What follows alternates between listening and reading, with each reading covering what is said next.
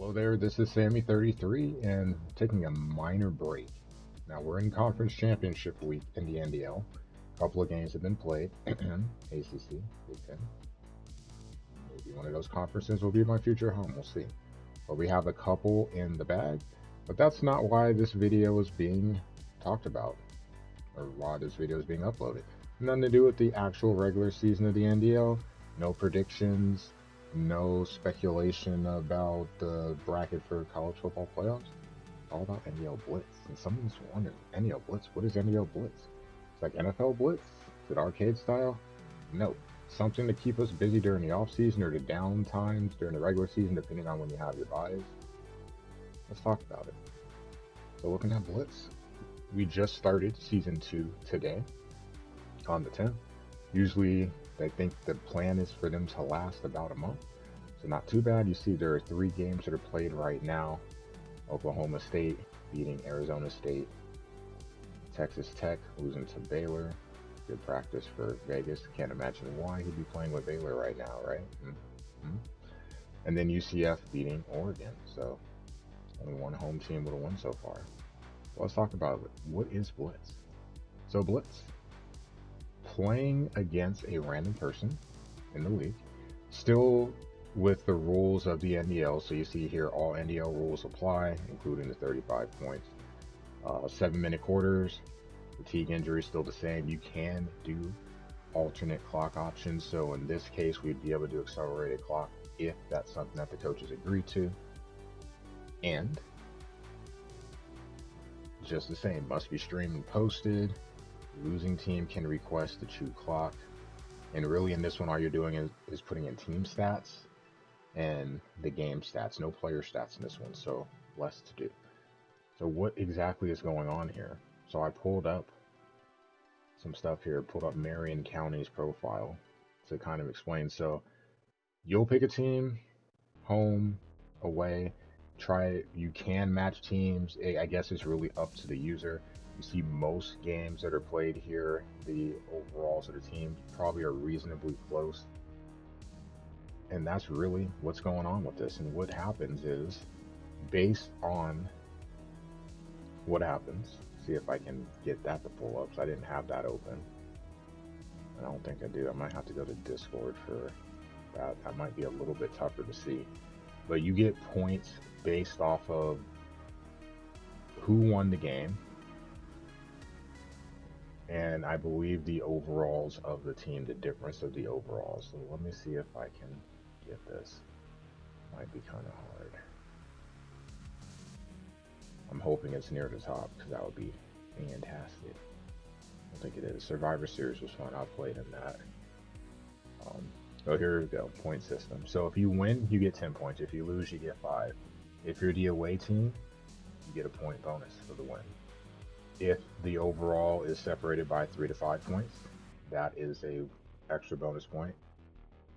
6 to 10, 2, and anything plus 11, not sure why you'd want to do that to yourself, is 3. But it does not matter how many games you play. What matters is that the top 12 scores. But when I say scores, I'm talking about in terms of points earned based off of this system. So a win, 10 wins will automatically supersede anything you get in the loss, right? But it's about the bonus points. So away wins are worth more than home wins. Away wins, well, just in close ratings, depending on the boost of the overall team, or depending on the difference of the overall between the teams, you can earn extra points that way. So in theory, the most points you can earn for a win is getting a underdog win on the road, because it's 10, 1, 3, 14. It's the most amount of points you'd be able to earn a game. The actual difference of the score does not matter. So with that said, looking at Marion County, we're going to go back. Something I think that's pretty cool. So you can see who he won games with. They're marked off, and this is collective from the first season, and I believe Survivor Series as well. And what teams he's beat.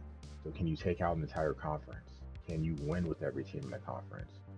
Something to shoot for. Maybe, especially next year, that could be something to shoot for, trying to be the first team to fill out the board, fill out a conference, fill out a board, almost like a speed running of a competitive college football game in a sense. So there's something to think about.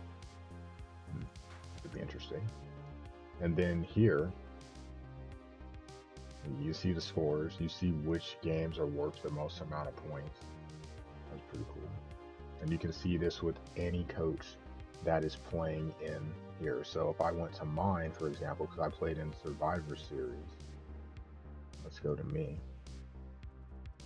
I'm 0-1 because I lost to Memphis. But you can see I haven't beat anyone. Understandable, right? If I click here, will it keep me in Blitz? Yes, big red. So he's won with Memphis, Texas Tech, Nebraska, go Huskers. These teams as well.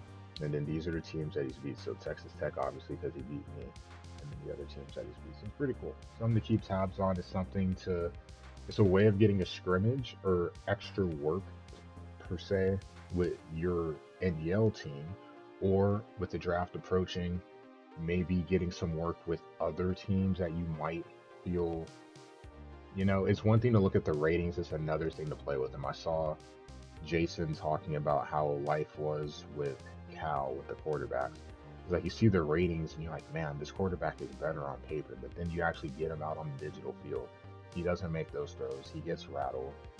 He's skipping balls in the dirt. He's overthrowing receivers. Like, you don't want to find that out after you've already got your team. So this is a great way to practice. Great way to make some rivals for those looking for out-of-conference games. Maybe this is how you find that every season rival meeting up here and having a set of good games and like, hey, you know what, let's actually play during the season, make them count.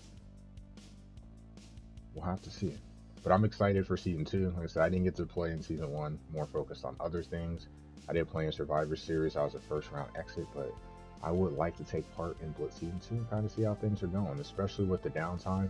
I have a list of teams that I'd like to try out that I think I could possibly get in the draft. Now, I still need to see the coach score and all that stuff, but I have an idea of some teams I'd like to try out at the very least, and getting them on the field and seeing how they look.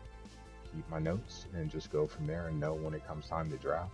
At least I'll be drafting from a place of knowledge as opposed to number, just having the number knowledge. It's being able to see how things look on the field that really are going to matter. And now with it being 4 seasons versus 3, the season is all the more important because there's probably 2 or 3 teams that I would take no matter what. Outside of that, if I'm going to take another team, I need to be really sure about who I'm taking because I don't want to get fired. And I don't have to worry about next year's game just yet. We'll be blitzing here.